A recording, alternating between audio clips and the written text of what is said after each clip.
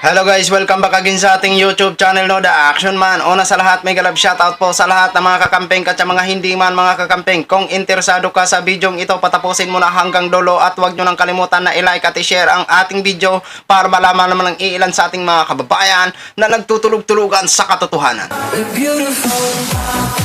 So muli naman nagbabalik ang nag-iisa nyong host na si The Action Man para magbigay ng komentaryo at reaction sa mga mainit ng issue ng bayan.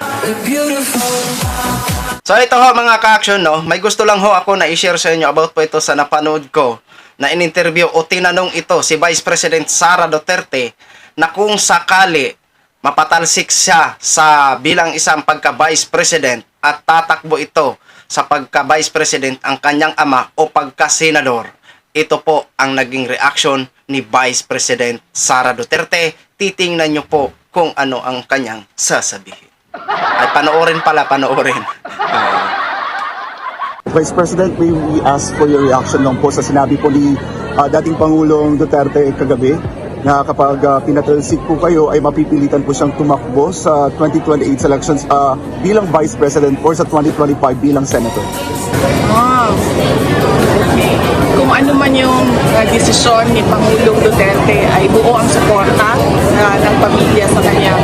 Just like kung ano man yung mga desisyon namin ng mga anak regarding sa politika, buo din yung suporta ng pamilya sa amin. Ganun din ang suporta namin sa desisyon ni Pangulong Duterte. So yun na ho mga ka-action, no? Nakikita nyo po sa reaction sa mukha ni Vice President Sara Duterte na parang ang sakit sa loob ng katanungan.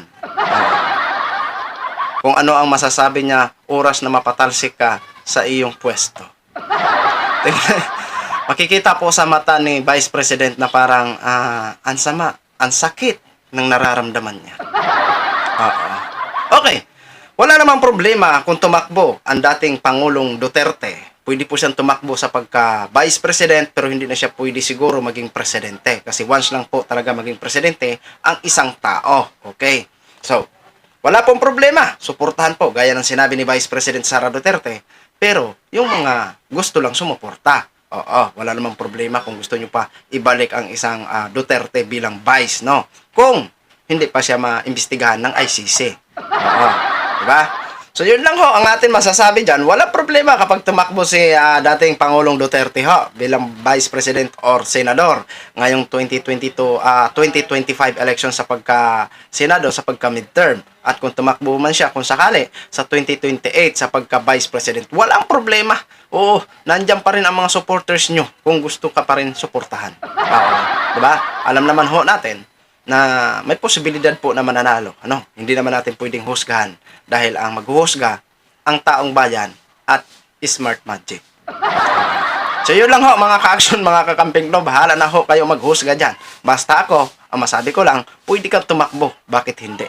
Basta, ang masabi ko lang, kung manalo ka, sana all. Pero kung hindi ka manalo, malungkot.